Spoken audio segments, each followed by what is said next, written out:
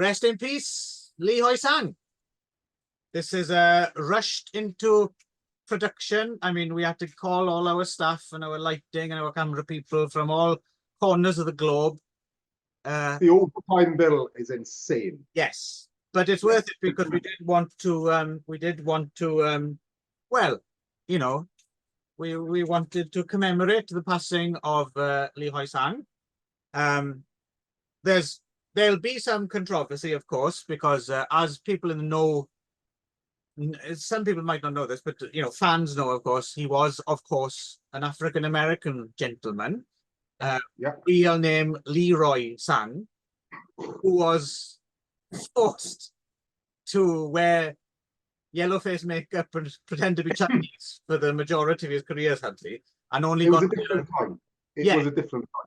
He only got to show he only got to show his true colors in things like Enter the Fat Dragon, right, where you got to see him as he really is. Yeah.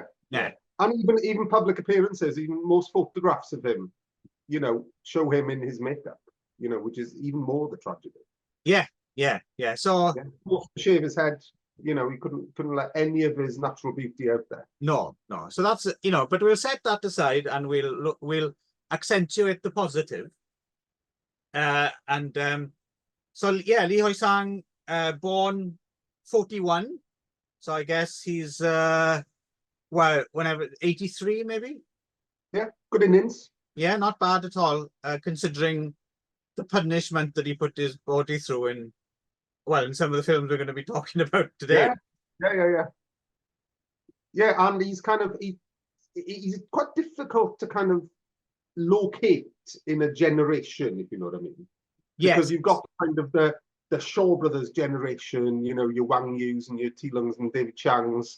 They seem to be one kind of generation of stars, don't they? And then you've got the kind of the Golden Harvest people like your Samos and your Jackies and, you know, and your Venoms then again from Shaw Brothers. They're kind of another generation, but he kind of seems to fall in between those generations, doesn't he? More stars than in heaven, as they say. Well, that's it. Yeah, but no, it's interesting because if you were going to kind of situate Hoi-Sang, you know, well, where does he come from? What kind of generation of stars does he come from? Kind of the first place you go is kind of Li Jialang, 36 Chambers Shaolin, and then the Golden Harvest stuff, you know, with Lau Ka-Wing and Samo and all the rest, isn't it? Well, the other thing as well is, and this is to the point of the films we've chosen as well, it was kind of difficult to. So the one thing I kind of latched onto, because if you look at it, you know, we've done other people and they have like, they're primarily performers, actors, but then they have all these other, sometimes they directed something, they did choreography over here, and I know credits aren't everything, and I'm sure everyone mucked in and did all sorts of things, right?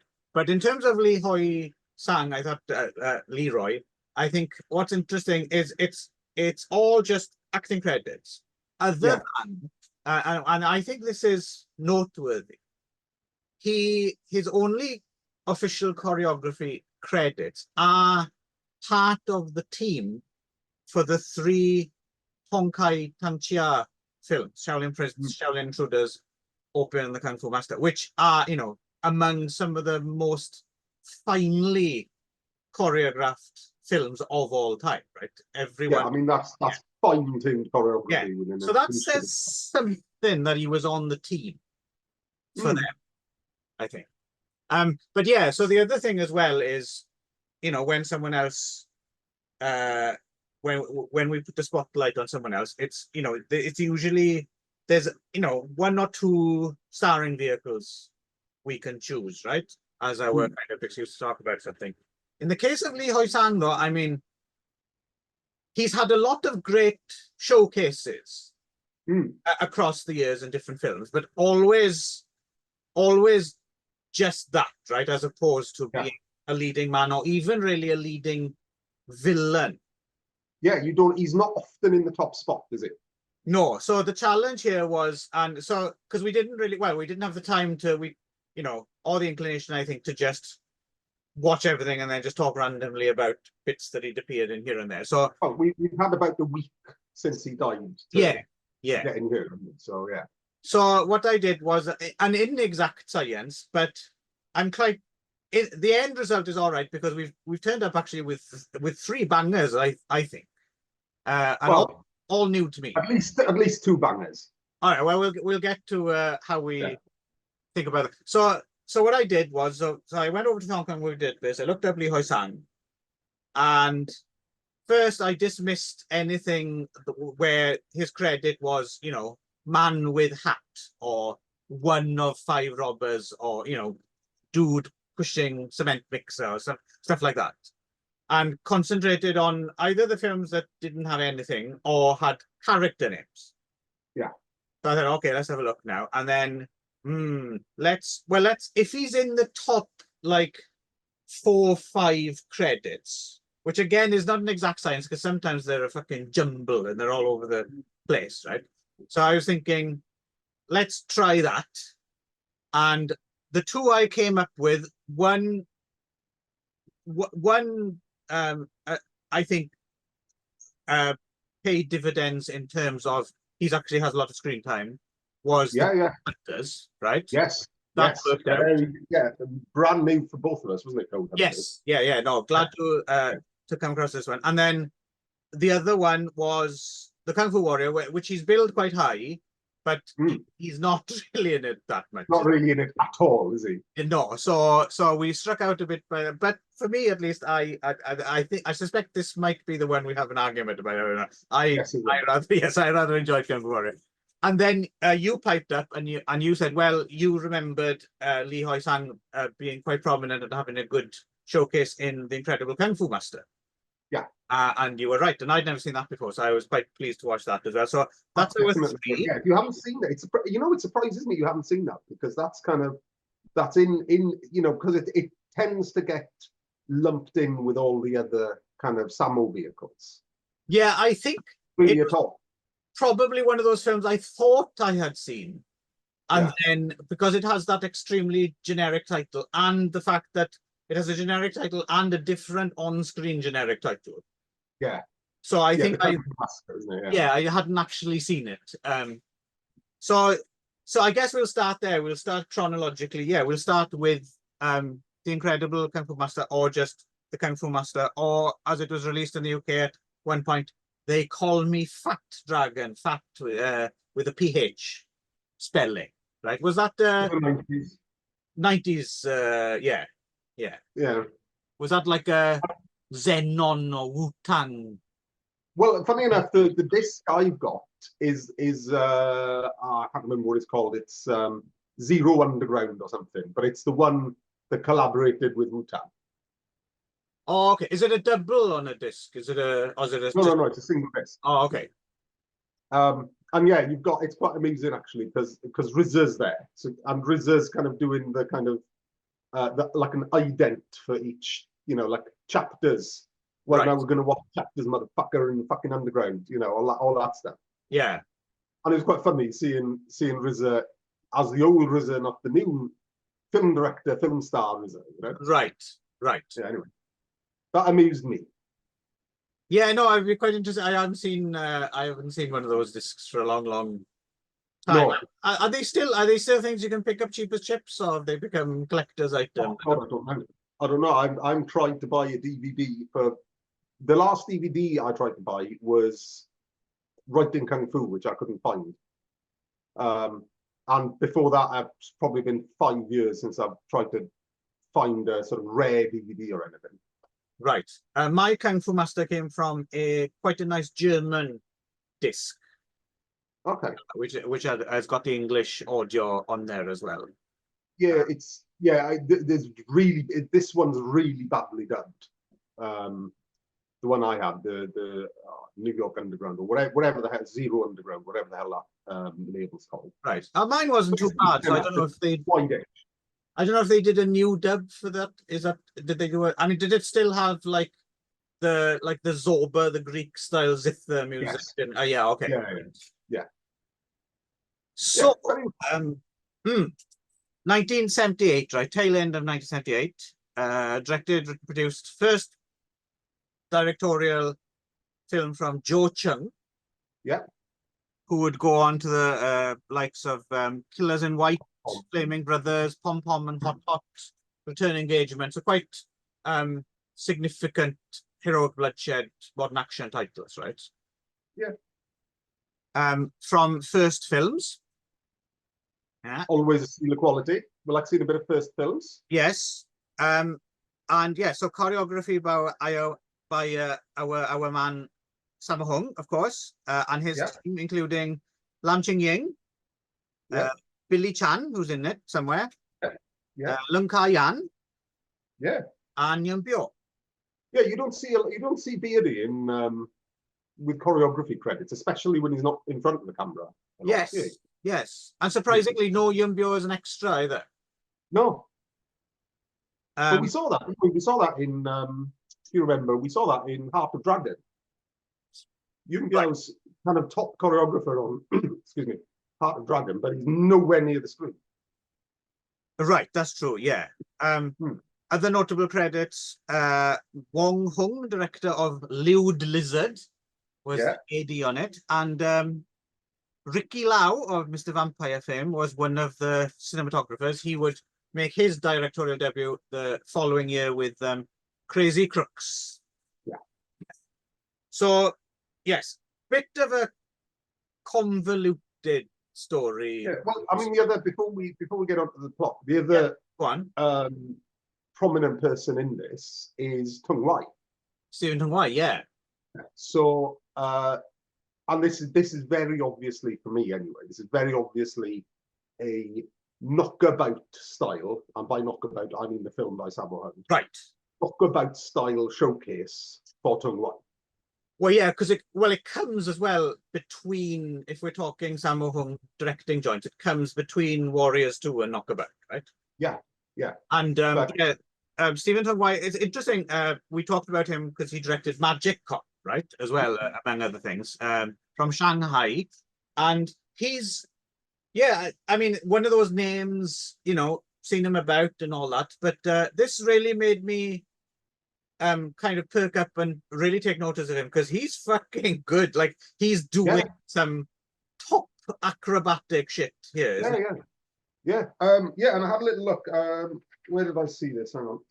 Why didn't I write any notes on this? Yeah, I did do a little bit of looking into it. I think Tung Wai comes from Fan Foc Fa Opera School, which I hadn't realised before, because I thought he came from kind of martial arts background.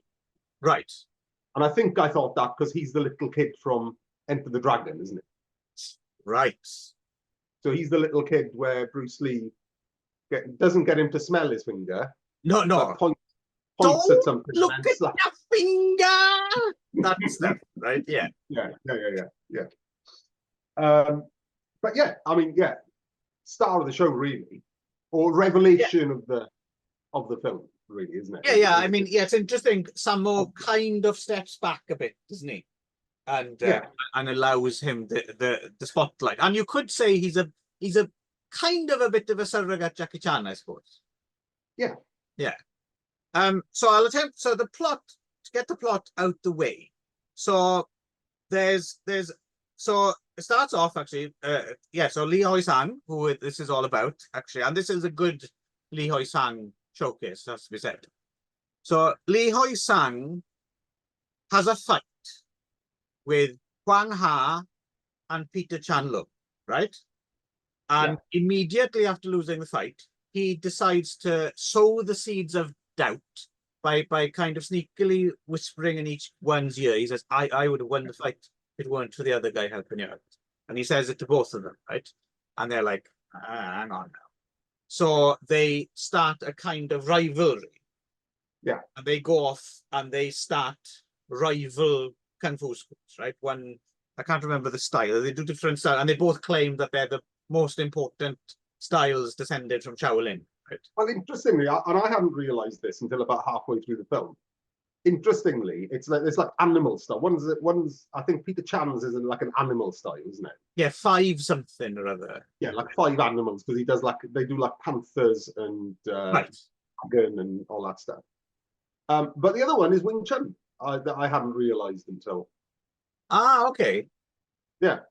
because they call it Youngjun, but that's right, okay. Which is interesting because, of course, another cast member is Cecilia Wong, who played Wing Chun in Stranger from Shaolin, and not because she doesn't really have enough to do, unfortunately, in terms of the fighting. She has a little bit to do, but she's slightly sidelined considering that she was the star.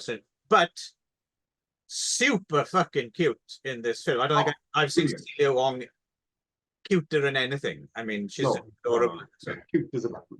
And also, I would have liked to have seen her fight a bit more. But seeing her wave around the Wing Chun lines is pretty cool. Yeah, well, she hands Adi Sung's ass to him, which is always quite fun. Because Adi Sung has this, oh, I want to fight with you. And that's quite, anyway. So this is a super creepy Adi Sung. Yeah. He really pushes the boat out into the creek. Yeah, but also on the topic of Wing Chun, something else I hadn't realized was apparently Li Hoi-Sang was a disciple of Ip Man or Yip Man. Ah, right. Okay, interesting.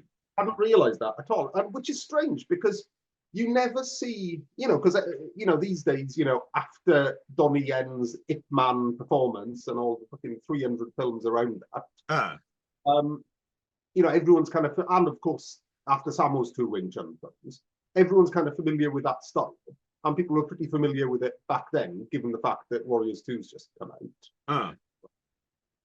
You never see Li Hoi-Sang do Wing Chun on screen that I can think of. He always does these kind of very kind of Lucha Lang style, kind of wavy arm kung fu moves, doesn't he? Right. Yes. In this one, he does. Yeah. This kind of whirlwind fist. I don't know what to call it. It's called the whirling fists of Lama or some shit. Well, I prefer that. Yeah, that sounds good. Yes. Yeah. But it's interesting that you don't see him do proper sort of Wing Chun style anywhere, considering he's like a Wing Chun master. Right. So anyway, so that's the set, and then these 2 rival schools are on the go, and so the one Peter so Huang has it's his daughter Cecilia Wong, right, and Mang Hoi as well, isn't it? They kind of work at the school, and then they're friends with Stephen Tung Wai, who they find out he starts because they want him to be loyal to one school or the other, and he goes to both, and he gets found out and he gets kicked out. But luckily, he befriends this kind of passing kind of master in the form of Sammo Hung, right? But also then the other thing that goes on is Ko Fei, who it took me a minute to recognize, I have to say. Ko Fei turns up saying, oh, well, I'm going to give one of your 2 schools a shitload of money, depending on which one is the best at teaching my 2 sons. And his 2 sons are Adi Sung, Adi Sung, and Chung Fat, right? And they start training with the both. It's quite kind of convoluted stuff. Yeah.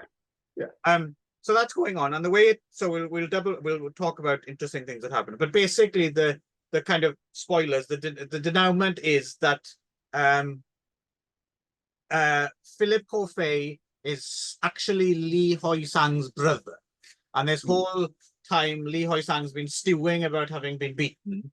So his brother has sent these Adi Sung and Chung Fat as like spies, and basically wants to take down everyone, right? And he's got some some good bad guy lines in this as well. I liked they're waiting for you after he's killed a couple of characters. They're waiting for you. Where? In hell. Yeah. And Huang Ha slightly undercuts by going, where? Yeah. Quite funny. Well, to be fair, if you were in that situation and you and someone's trying to fuck with you, you go, what? Say that again. Yeah. The other one I quite liked is when they challenge, what is it you want? I want to break your legs. Simple. Yeah. So he's quite good. Yeah. So but also he sends along. So So you got Austin Y, right? Who's Karahoi's brother, turns out in real life. Yeah. Austin Y turns up. So interesting year for Austin Y. So he turns up with his double spears. So the same year as this, he did the choreography, and I'm interested to see this. I don't know if I've ever seen this. He gets the choreography credit for a film called Wonder Man from Shaolin, which is one Oh, of those Korean films that IFD put out. okay. Yeah, I've heard of it. I don't think I've seen it. Yeah, so it's one of those ones that was actually directed by Kim Ki-young, got a Godfrey Ho name on it, but the Yeah. choreographer is him of all people, which is kind of interesting. It makes me Well, unless he choreographed some inserts. yeah, I You don't know. know. I'm struggling to. I think I've seen it, but I don't remember. I'm not familiar with it. I have to go back and watch that. Hmm. But also the same year over at Shaw, he plays Wind in Heaven, Sword and Dragon Saber 2. Hmm. So it's quite Yeah. an interesting year for Austin Yeah. White. So he turns up, he gets out the way, and then yeah, well, Lee Hoi-Sang turns up like once, and he turns up again, right? And then you've got in the meantime you've got Ko Fei fighting Huang Hua, Peter Chang Lao, and Mang Hoi, and Cecilia Wong gets in on it a little bit, and they have a bit of a scrap. And then Lee Hoi-Sang turns up with an 8-man formation. Yeah, in leopard skin. Leopard skins. One of them is Mars, I noticed. Yeah, yeah. I couldn't spot Mars in there, but yeah, he's there somewhere. And interestingly, over at the Hong Kong Movie Database, user SDSH, who has a lot of reviews on there, he wrote, and I'm going to have to see this now, I rewatch it to find out if he's right, but he claims that the design of the formation of Lee Hoi-Sang and the Leopard Men was copied by 18 Bronze Girls of Shaolin. Oh yeah, I did. I read that. Yeah. Yeah, but strangely, that's kind of the least interesting fight in the film. That little segment with the leopard formation people. Well, it starts like it'd be interesting, but the way they defeat them is just so earlier on in the train. I quite like this. So we'll talk about more dynamic training scenes in another film. But what I quite like about this is it has training scenes where Sammo's treat Stephen Tong-wai, which are quite compelling in their simplicity, because it's just an oily floor, isn't it? It's just great. Yeah. Yeah, come over here. You can have your dinner if you can get across the oily floor, and that's it.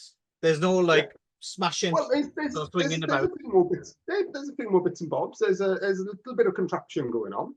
A little bit, because he's got this thing, this like pulley system where, he gets lifted up and down and stretched. Yeah, pulley's always good, but the main set piece is the oily floor, isn't it? Yeah. But I quite like the oily floor. But yeah, that comes in. That's how they defeat the leopards, right? If that's what we're calling them. And then it finally, it's we get to see Lee Hoi-Sang in all his glory. He gets banged on the head, and a lump glows out of his head like a cartoon. And then he gets banged on the head again, and a lump glows, which I thought was a lot of fun. Yes, and yeah, so I mean, it's massively convoluted. Plot doesn't really matter. You kind of get the sense of it by the end. You get to hear the Charleston quite a lot, strangely enough.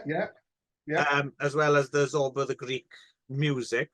But no, this is a good fun all the way. Ace choreography. I enjoyed this a lot. Yeah, I mean, and yeah, so I saw this years and years and years ago, and I remember remembering that it's really good full action, but I have never had the desire to go back and watch it again. And I think because it's so light in tone, I find it difficult to go back to films like that. And that's probably just my own scruples, my own kind of, Yeah, right. It doesn't have a thundering mantis ending, does it? No. Although talking about mantis, this is the only time I remember Sammo doing mantis. Ah, interesting. So that's a nice little, if someone's lifting clips out of films, then Sammo doing mantis is a good nice one to have.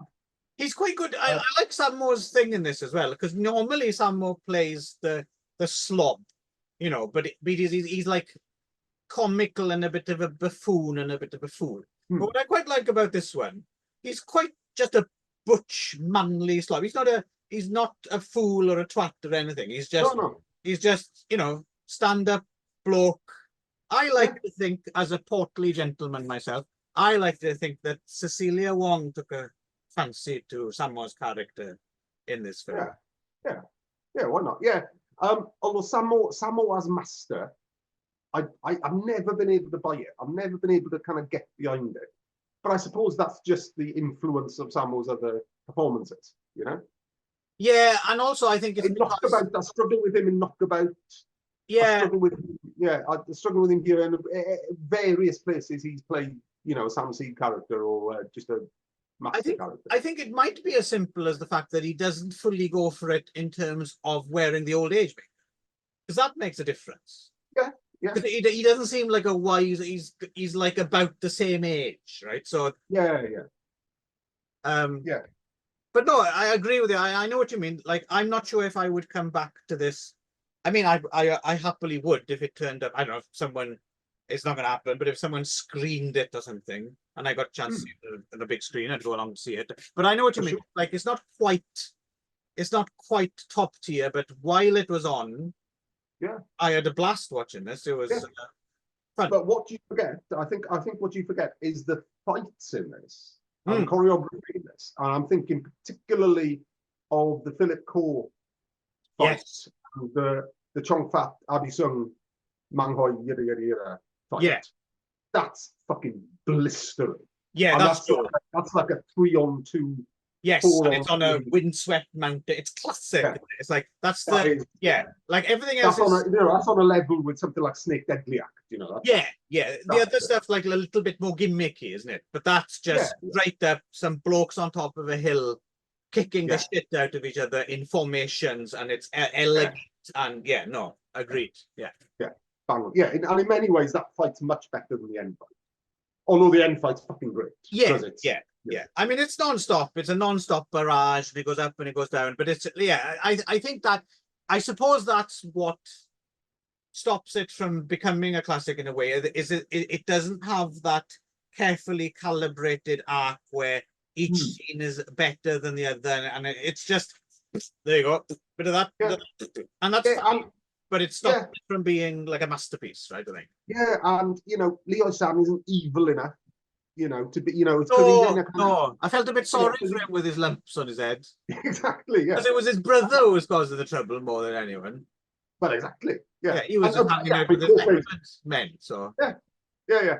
But yeah, a very good showcase for everyone involved, particularly Hoi-Sang, because he's cutting the mustard himself. Yeah, I'm glad you did bring this up, because I think we would have had a slight paucity of Lee Hoi-Sang were it not for this additional one thrown in the mix. So, indeed, Darren.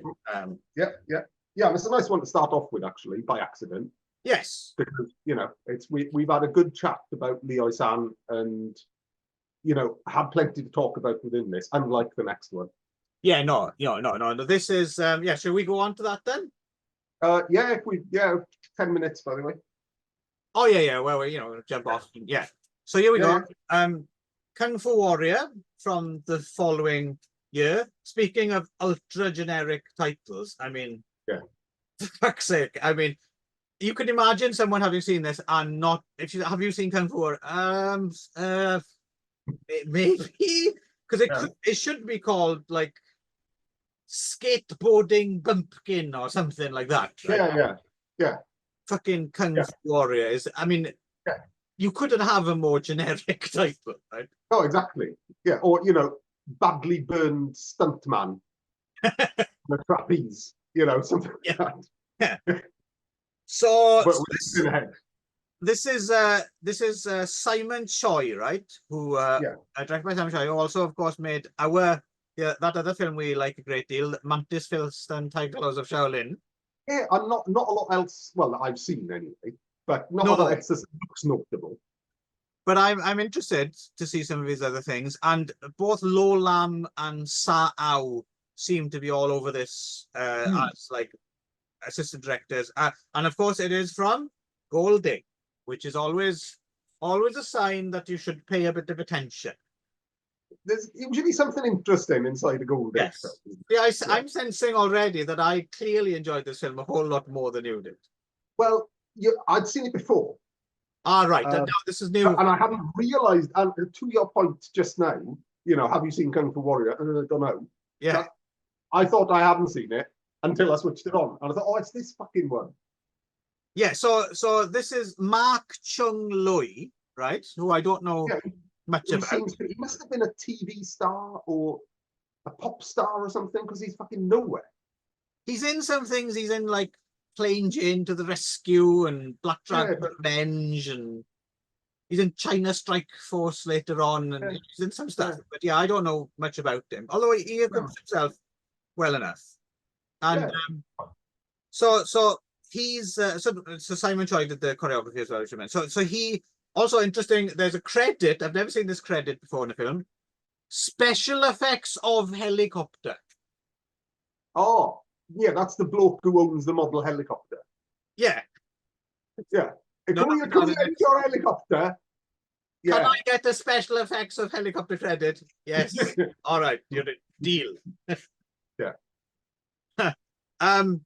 Should mention as well, I another reason I think I enjoyed this as much is it has quite a upbeat music. There's a lot of disco stuff and a very upbeat kind of synth theme tune, which whenever the action's flagging a bit, it starts again and I'm in a good mood. Yeah.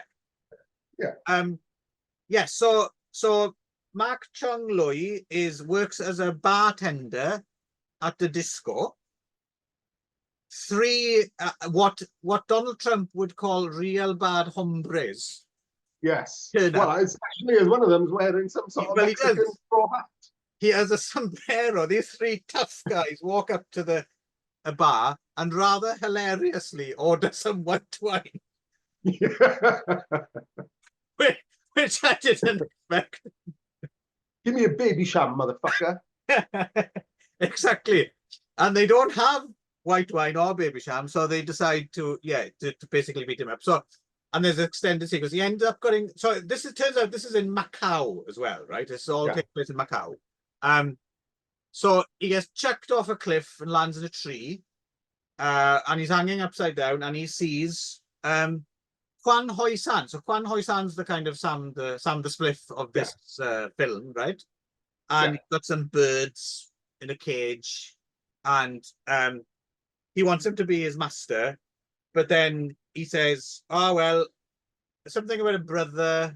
Anyway, come and he's going to see his brother in Hong Kong. Meet me in Hong Kong, isn't it? Yeah. And then he goes to Hong Kong, and I mean, I'll let you in on the secret, viewers. I think it was Hong Kong all along, to be honest. Could have been. Yes, could have been. but I'm just saying. But I'm just asking questions, Darren. So he does go to Hong Kong, and he does meet up with him again. And so he has a daughter, right? He has a daughter. I forgot to write her name down actually, but Katie Chan Fox Sam, I think. There we go. That's the one. And so, unbeknownst to each other, she's his girlfriend as well, and they don't know that they're talking about the same girl. And he bumps into her on a skateboard one day, doesn't he? Yeah, well, yeah. So we should mention that he's a bit of a skateboarding wizard, isn't he? From the get-go. Well, yes and no, because you see him on a skateboard for one scene, and then you see him at the end with a skateboard, but it's not really telegraphed out there that he's a skateboard whiz, really, is it? Well, he does things like skateboard down the road and like jump over a bus and land back on the skateboard years before Michael J. Fox was doing it. Let us just say that. It was obviously all the rage in 1979, 1980. In Macau, before they got to the rest of the world. And so, his whole character thing is quite weird, actually, because on the one hand, he wants someone to teach him Kung Fu, and that does happen. And the training scenes in this film are pretty cool. They're mental. Yeah. Fucking burning woks of fire. Yeah. And I mean, there's one scene where he's on a fucking trapeze with a fireball on his stomach and one in either hand, and possibly, even if I remember right, one on his head. On his head, yes. Yeah. And he has to like fetch eggs from this net in a tree to another one. And he has to swing and fucking Hoi-Sang's whipping him you know, the training scenes are definitely the best bit of this film, I think. Yes, yes, yes. But the thing is, it's weird because I don't really get the sense that, because he's really good from the beginning. He does all the skateboarding stuff, and he's really good at the training scenes. Like they put the walk on him, and you think, oh, but he does. He's not struggling at any point, No. is he? So I'm like, why the fuck did he even need? I don't get the sense of his skill. He just seems good from a bit like Cliff Lock in Kung Fu Genius, right? You don't get the fact that he's actually getting any better. Well, I think you're meant to think, because he does lose that. He wins the fight with Sombrero Gun, doesn't he? Kind of, although he got checked up it, and then he loses a job. So he kind of. So I think you're meant to think that he's okay, but not a master. You know. I guess, but it's a bit of a fudge, right? But anyway, she the daughter girlfriend character needs money to study abroad.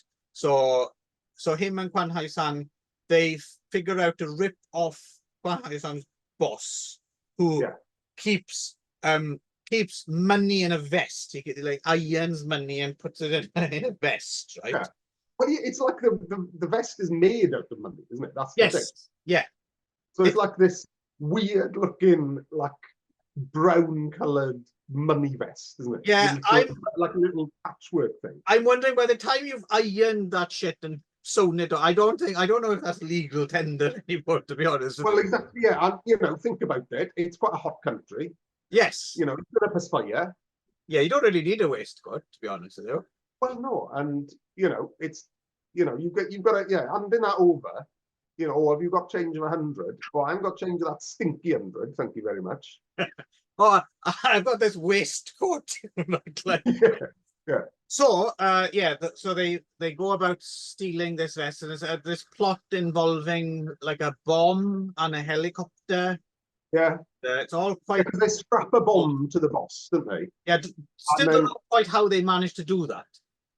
Yeah, because he, you know, it's not like he was drugged or sleeping or anything, but he all of a sudden realizes he's got a bomb strapped to his waist. Yeah. That was the one glaring kind of plot hole.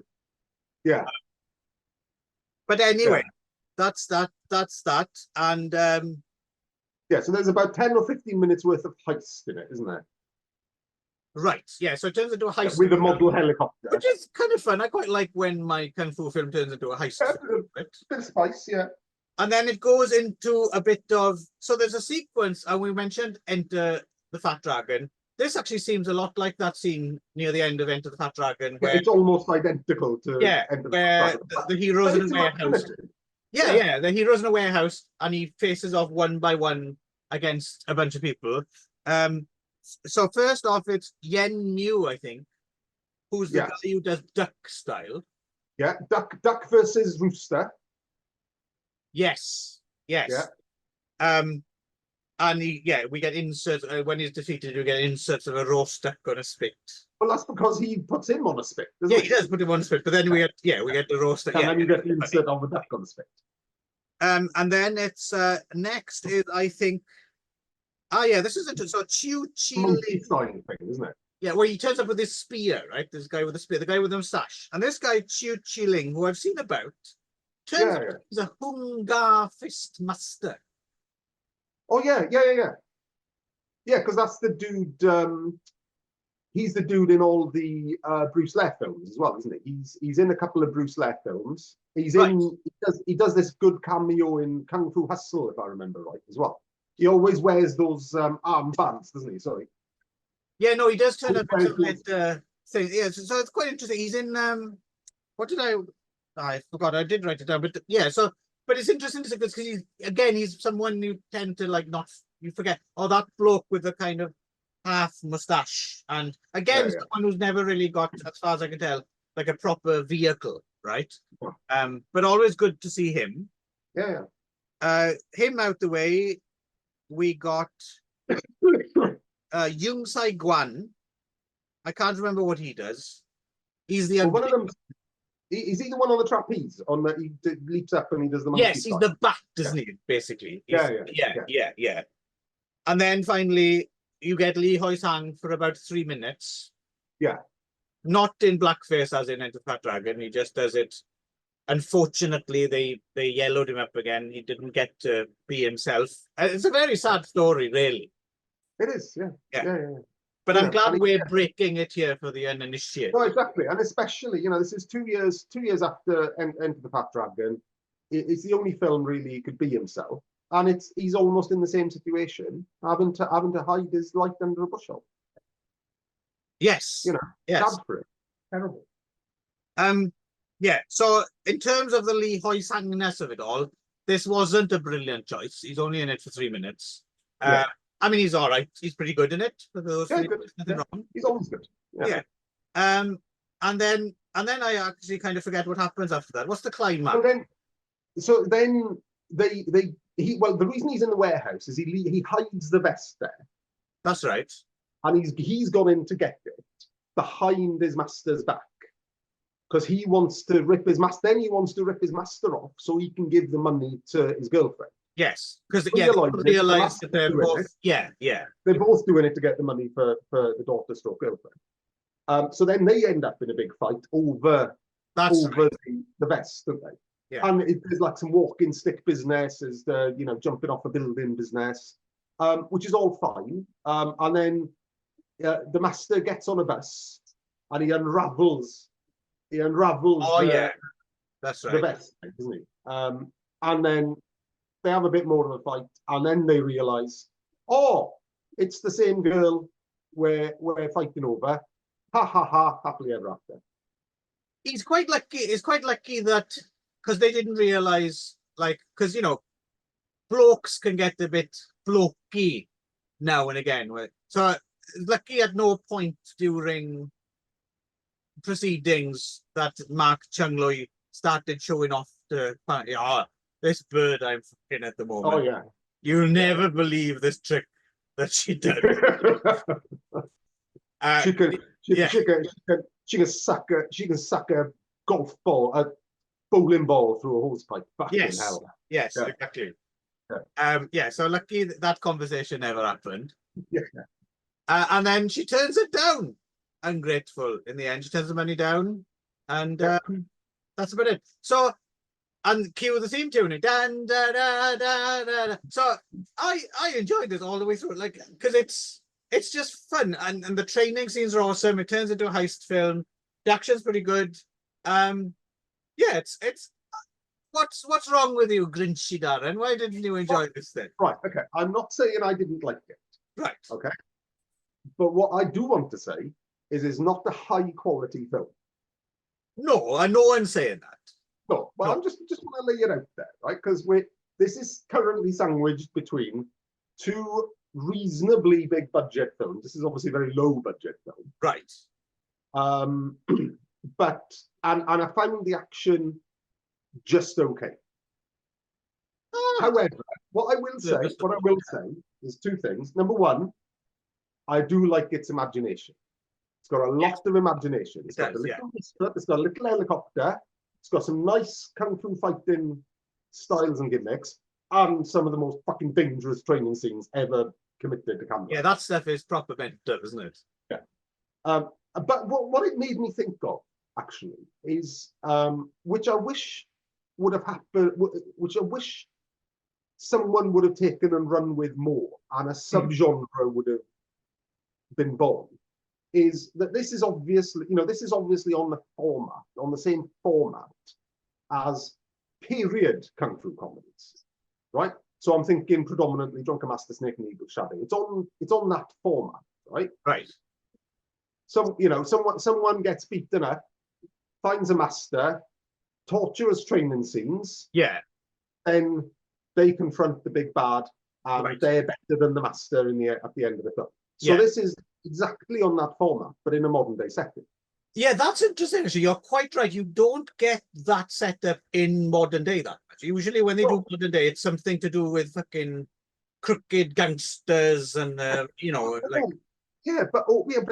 It's crooked gangsters in the period books. No, but you know what I mean. It's specifically like the docks or something, some smuggling going on, or But here, there's proper training scenes in modern day context.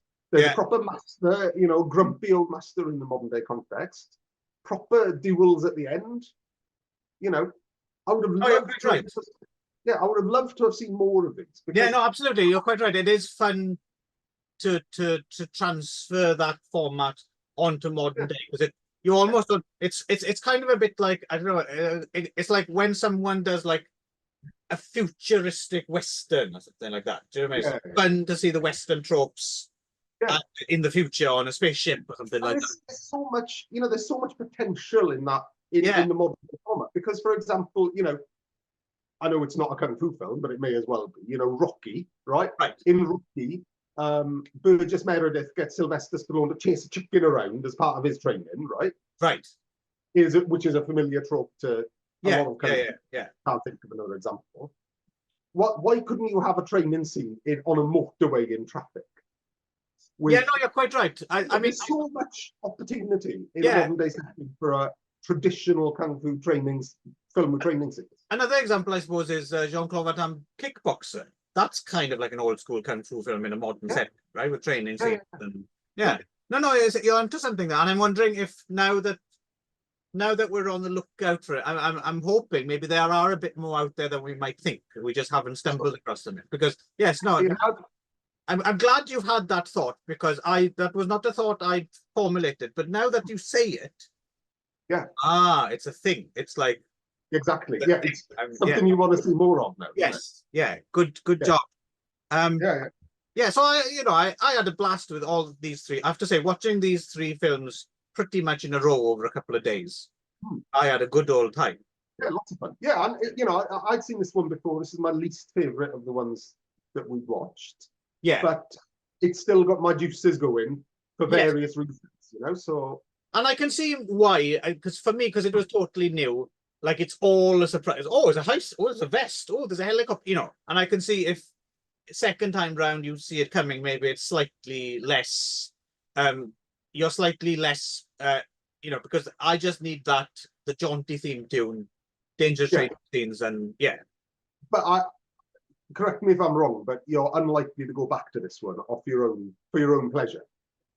Or if I did, it would probably not live up to the first viewing. It wouldn't live up to the surprise of the first viewing. Yeah. Plus, as well, and again, we want to reiterate this, considering how offbeat in a way it is. Again, the reason the genre keeps on giving is the fact that you do have all these oddities disguised behind ultra generic titles, and unless you watch it, you will not know. Exactly, yeah. And best example, what was it? What was the Drunken Dragon? Yes. Yeah. Exciting Dragon. Exciting Dragon, yeah. Like, never seen it, didn't know what the fuck it was. In we go with the Miracle Fighters ripoff. Yeah. I mean, yeah. So you've got to give them all a go. That's the thing. That's the beauty of it. You've got to give them a go, because you just won't know. I can't think of another genre. Like, there's surprises, of course, but basically with other film runners, once you get to know them, once get to know the players, once you get to know the movers and shakers, you can you have a certain instinct kicks in, right? And you can kind of tell, oh, I'm gonna like this giallo horror film, whatever, because I've got past with this director, actor, whatever, or you can sense this is gonna be, so kung fu, you don't fucking know until you put that disc in the machine or click. Rent every kung fu film. Yeah, basically that's rent films anymore, but no. Go watch everything at Wu-Tang Collection. Give everything a go. Give it 5-10 minutes, because you don't know what you're gonna get, right? Yeah. What we got next then, Daz? Well, we are looking at The Gold Hunters, 1981. Yes, now which I may have seen on a list somewhere at some point, but nowhere near my radar. No, not even considering it's one of the few films Fang Ah-gong directed. Right. And the only other one I can think of I've seen is Descendants of Wing Chun.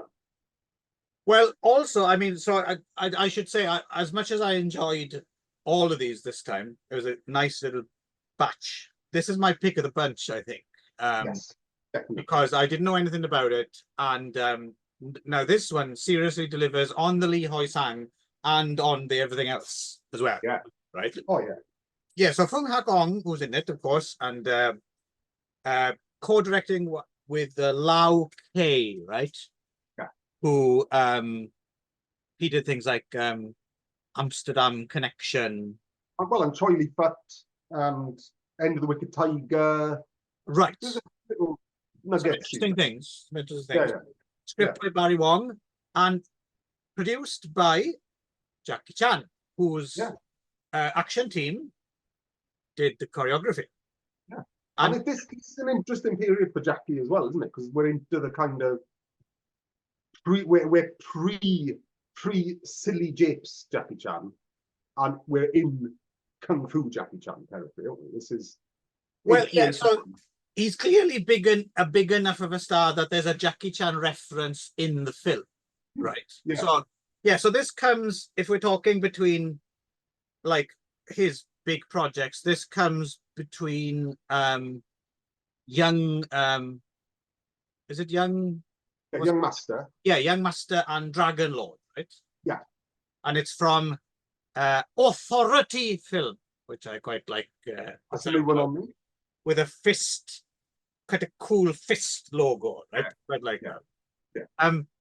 Yeah, no, so considering the Jackie Chan-ness of it all, it is surprising that it's not one you hear much about. And for me as well, it was a nice little refresher because, you by and large, we talk about the different strata and you start off, you see Enter the Dragon or whatever you're a kid, and then you find out about Jackie Chan and you watch all the Jackies and the Sambas and everything. And then you start to go deep and you get into your rares and stuff. And then it's very easy to dismiss or forget or just quite how important. And we were reminded by this when we asked Toby, because obviously Toby Russell, he's king of the rares, right? He knows he knows them all, right? And when we kind of asked him a bit of a smart assy question about, well, what do you think changed the game and all this, and we're thinking, oh, here we go.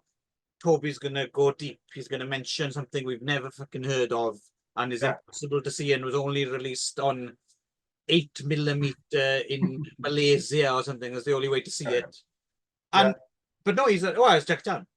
He just said, yeah, it was Jack Chan who changed the game. And I was like, oh yeah. Like sometimes it's very easy to get your head stuck up your own ass and you forget the fundamentals. And watching the fucking action choreography in this was a nice kind of a back to, rather than just watching Wheels and Meals again or something or Project A, like the way in to remind you of just because he's on the ascent here, right? Yeah, the action here is just fucking top fucking notch all the way. Yeah, it's some of the best action you can see. It's brilliant. Actually, what it reminded me a little bit of, just in terms of the way it like the formations of 2 or 3 just flow, and also with the filmmaking and the camera work, and it all just glides along. It reminds me of a massively underrated film, The Loot. It's in that category, for sure. Yeah. And it also has that kind of people looking for treasure kind of story as well. It's probably what reminded me of it. So what's the plot here then, Daz? Well, so we've got, and I think so. It's Melvin Wong. It has got a lot of gold. Yes, he's a businessman. Yeah. And I wonder if, as a businessman, he occasionally sits down and says, "Oh, how is your business doing?" Oh, very, very good, Mr. Oh, yes. Oh, my business is doing quite well. That will mean nothing to anyone who doesn't follow our Inshore Scope. Check out Inshore Scope. Yes. Keith Ramley, he's the man. That's it. So he's got a lot of gold and he needs it transported. So he contacts Chu Tequah, right? Who's Commander Wong, who runs a security company. Yes. And he arranges, and his son is from Hong Kong, by the way. Yes. And he arranges. Whose name is Jack. Yes, yeah. And because he's come back from the West, right? That's right. And he arranges for the shipment to be robbed. Pretty much, yeah. It's an inside job. Yeah. However, these 3 scamps. Pickpockets. Yeah. So these 3 scamps. So Lau Kai Yun Lee Hoi-Sang and Manchu. Yeah. Yeah. Who's not in hardly anything else. Is No. show you. Don't Very know. good. Yeah. Yeah. They're three sort of cheeky pickpockets about town, Yeah. you know, and they hear tell about the gold and they interrupt the robbery and make off with what they think the gold is. Right. And then this kind of starts where's the gold plot? Because whenever anyone thinks they've got the gold, they haven't got the gold and it's been hidden. And in the meantime, YCHYFUS gets arrested because one of the people that got killed in the security train. He tries to kill. He tries to kill Melvin Wong, doesn't he? But Melvin Wong survives. Oh, that's right. That's right. Yeah. Sorry. Yeah. So So he gets arrested, slung in jail, and then everyone's after the gold, and everyone's after trying to work out where YCHYFUS hid the gold. Yes. Very, very, very convoluted. Yes, but basically fairly simple. Everyone's after the gold, like you said. Everyone's just after the gold, and also throw in Lau Ngai Lai. She's the chick who's involved as well. She's really good. Yeah, and of course, Wilson Tong is YCHYFUS a partner in crime. Yeah, and probably the best fight in the film. Yes, and at the very end, Fung Hak On, of course, turns out to be not the total imbecile that we think he is, and he's the big bad. And there's like a extended fight with fucking spears and swords, and the first big, the first sign that we're on to a winner here is when they try and rob the gold envoy, right, with swords, and it turns into this big scrap, and that's an awesome scene. And I think that was the first. That's when I started to relax. I was like, "Oh, here we go. This is going to be a good." This is because this had a lot of potential to be fucking annoying. Yeah. When you start off, you're a little bit. Oh, hang on. Yeah, I'm not sure about this. Yes. There's a lot of silly billies in this film. Yes. It's nice. It's nice seeing Lee Hoi-Sang be a silly billy. Don't get me wrong. But is this film going to get on my way? Yeah, and there's a few bits where it does kind of drift. There's like an extended bit in a brothel, but even that turns into a pretty good fight. Yeah. And like, so anytime you think it's going to get a bit too for any it whips out the shits. Yeah, exactly. And oddly enough, I thought I'd have more to say about this because this was my pick of the bit, but actually, I don't actually have that much to say about it but it's fucking good. Like, it's really fucking good. Yeah, and in much the same way as we discussed the world-class action in Incredible Kung Fu Master, this has got the same.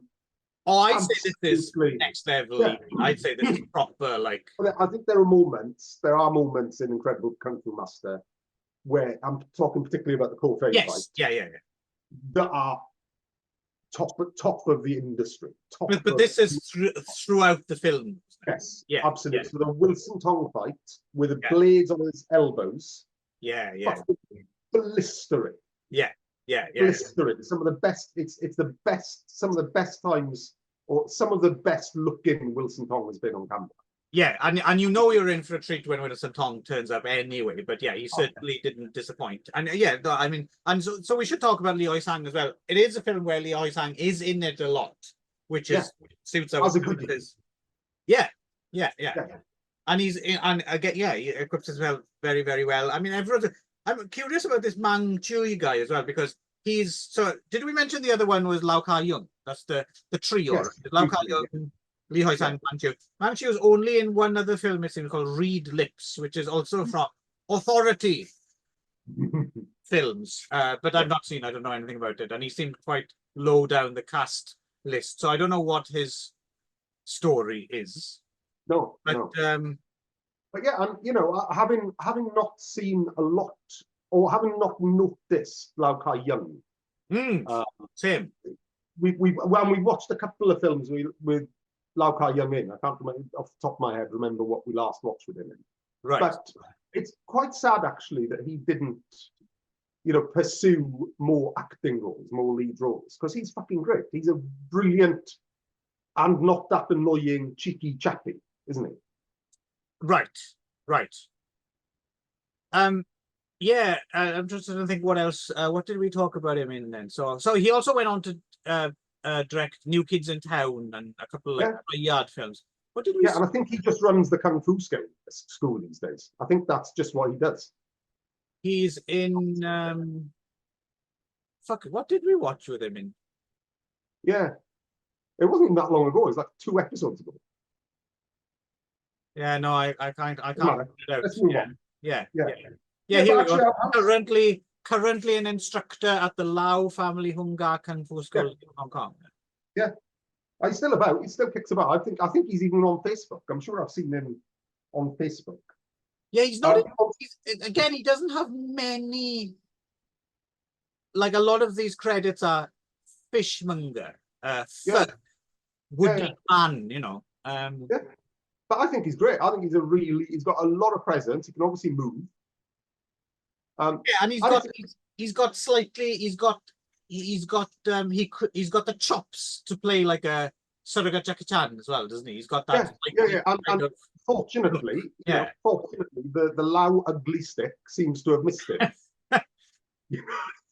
yeah. He's the handsome one. Exactly. Yeah. He's the one you'd see with a bird under his arm, right? Yeah, exactly. Yeah, he could actually play a convincing romantic lead, as opposed to his bros, you know.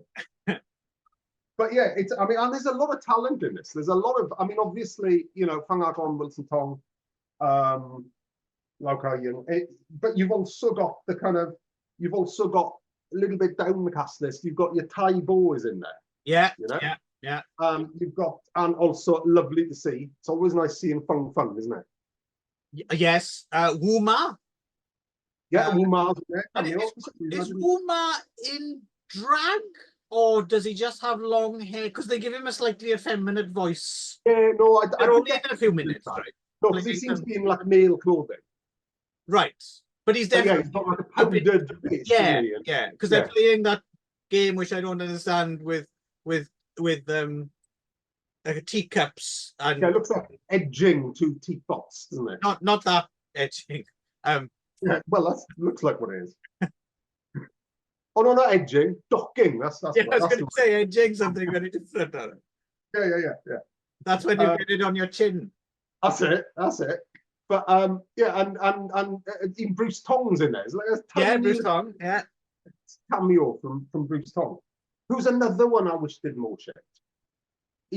Again, we might want to take notes, and we might want to do, if we can do a similar Lee Hoi-Sang like spotlight on some of these people and see if we can find like I mean, we don't even have to wait for them to die if they're still we can do it at any time. Yeah. But yeah, I mean the final fight is fucking insane. Yeah, as you said, blistering, I think, is the word. And it's not mean on doling it out before then either. I mean, there's enough to keep you. There's plenty there. Yeah. There's a lot of silly billy in there, but that's fine. To be fair, there's a lot of plot convolutions, but kind of the main, and I'm not going to give it away. I don't think we should spoil it, but the main way that the villain communicates where the gold is to Song Ha is fucking ingenious, and I never saw it coming. Yes. So I didn't. Keep you guessing. Also, nice bit of, and again, not to spoil it, nice bit of poetic justice. They finally dispatch him as well. Yeah, the Song Ha Kong's death at the end is. Yeah. I like that. I actually saw that coming. I thought, I can see where that's going, but. I think if I'd have given it some thought, but I was just so busy just enjoying it. So yeah. It's a massive treat, and people should talk about it more. People need to go out and see this. I don't know what the availability of this one is. It is one that it's not on Wu-Tang Collection, and I don't think anyone was. I think I might have found a Chinese language version of it online, maybe. Yeah. It was Well, it looks like the version we watched was from a VCD. Yeah, it was like a double-sided VCD, and it was fine. It was good enough. Just about, yeah. Yeah, although it would be really nice to. I don't know what the. I mean, the thing is, it's not to do with like someone might come along and say, well, it's Jackie, of course, anything Jackie is gonna. But it's not about that, is it? It's the fact that not even people at the top just didn't give a shit about restoration back in the day. Yeah, Who knows if there's a negative or interpositive or whatever of Gold well, Hunters? negative. I'd settle for a DVD. Because its quality wasn't great. But did you look about? Is there a DVD? Because I didn't actually have a look. No, I didn't find it. I mean, if there was a VCD, there was probably a DVD. But the place to look would be somewhere like DVD House. Yeah, I was kind of surprised. I mean, either Wu-Tang Collection haven't got around to it yet, but I find that unlikely because the people behind that know their shit. So I would imagine this would have been, pretty early doors to get that up there. So I'm wondering if there's a specific reason it's not on Wu-Tang Collection in terms of maybe there is something in the pipeline. Maybe, something like that. So they don't want to, because that happens sometimes, right? If something's getting a legit release, they'll quietly take down. So here's hoping maybe we jumped the gun on this and maybe we have a chance to see a nice version of it soon. Well, that's a sale then, isn't it? Whoever really ends up, 88 films or whoever ends up releasing that, they've got a sale because I will be buying it. Yeah, there we go. Definitely, it would be really nice to see that because it is deserving of. I mean, you try not to be kind of wonky and exclusive about this or whatever, but it is worthy of being canonized, I would say. Yes, absolutely. Yeah, again, classic gets thrown around a lot. Yeah, right? But this is it's certainly on a par with, let's say, The Loot, I would say. Yeah. And I think it's arguably the best film, objectively the best film we watched for the three. I'm trying to think as well. I don't remember. There might be. I mean, all the films get a little mention in the back pages, but I don't remember there being much about this in Jackie Chan's autobiography. Because obviously it wasn't a Jackie Chan vehicle as such. But I mean, no. Well, you have to remember as well is that, for example, in Dance of Death, right, he's the choreographer. Yeah, that's and you don't hear much about that either. No, well, yeah, but people know what it is. We didn't know what the fuck this was. That's true. Yeah. That's got a secret weapon. That's got Angela Mao. So yeah, well, yeah. Right. But the difference between that and this is Jackie Chan's stunt team, right? Yeah. So and I know he's a producer on it, but there may not have been too much involvement because you've got to remember how big that fucking team is. Yeah, true, but still, like you said, the producer credit as well pushes it over. I'm not saying he wasn't involved. I'm just saying that potentially that was farmed out to Lam Jing and Yim Biao and whoever the fuck Starhole and whoever the fuck else was in his team. Well, also, I mean, I suppose I can see. I mean, much like if you think about, so we talked about Incredible Kung Fu Master kind of out of context a little bit, but if you think about just how fucking busy Sammo Hung was in that period, you can kind of imagine something. And yeah, Jackie Chan, I mean, probably doesn't remember this because his memory is totally taken up by how many fucking times it took to kick that shuttlecock. Yeah. Or something like that, right? Yeah. And a few years later, he's falling off, he's fucking cracking his head open in armor. The memories have actually literally spilled out of his head, right? They're on the floor in the former Yugoslavia. Yeah. But actually, it'd be quite interesting, and it's just a simple click of the button to have a look at what was going on in the early 80s, late 70s with Jackie Chan's stunting. Right. Credit as a choreography credit. That would be an interesting. Well, because it's one click, right? I'm going to do it right now, and the results are quite disappointing because that particular credit doesn't have much. It doesn't have all the stuff it should be listed under it. Okay. If you hang on. Sorry, the page took a while to download. It's a bit more substantial. Oh, I'd never looked at the Jackie Chan Stuntmen Association page on Hong Kong Movie Database before. It's got everyone listed. Yeah. Fucking hell, that's a lot of Jesus Christ. Yeah. No, this is what I'm saying. This is why I say, you know, what was Jackie's involvement? Because Dance of Death is really involved, right? In There's this, like 100 names. yeah. But it's different. Well, it's different gen, right? It's different generation. Yeah. So there's like 40 years. There's 40 years of Jackie Chan stunting. But if we have a look at martial arts director credit, well, yeah, Gold Hunter. It starts with Gold Hunters, really. That's kind of the thing. Okay. Yeah. Which again, that makes it kind of notable, right? Because Because, if you go by, yeah, if you go by this list here, martial arts, it's Gold Hunters, Dragon Lord, Project A, The Protector, Police Story. So, oh wow. Oh, so that's it. So this is in itself actually is unique amongst those films, then, isn't it? Yeah. Yeah. Cool. Fascinating stuff. Yeah, so there we go. Rest in peace, Hoi-Sang. And if you only watch one of these films, it's probably got to be the Gold Hunters. But I mean, I watch them all. They're all entertaining in their own way. This is one of the if you pushed for time, yes, you know which one to watch last, right? But this is one of the better triples we've done for a while, I think, just in terms of the amount of fun I had. The amount of fun and the amount of surprises. Yeah. So there we go. We've got a new kind of classic to add to the collection, Gold Hunters. Let's try and, I mean, it's not going to work, but let's try and drum up a bit of excitement. Have you seen Gold Hunters? Do you like the Gold Hunters? What do you think of the Gold Hunters? Yeah. As usual, Darren's used pants are up for grabs for the most hilarious comment. Yes, hilarious or thoughtful or informative. I mean, I'm sure you can wear a few pants, right? It doesn't just have to be one pair. Oh yeah, I could do. Yeah, but you're not going to get the streaks. Well, why don't you, when you send your self-addressed sealed envelope, you should specify, do you want cum stains? Yeah. Skid marks? Yeah. Other? Yeah. I think that's your repertoire, right? Yeah. There we are. So yeah, that's something to look forward to, viewers, isn't it? Yeah, some lucky people indeed are going to have those pants. Yeah. Right. Yeah. And I'll send you my vest, right? Which is not a money vest, like in that.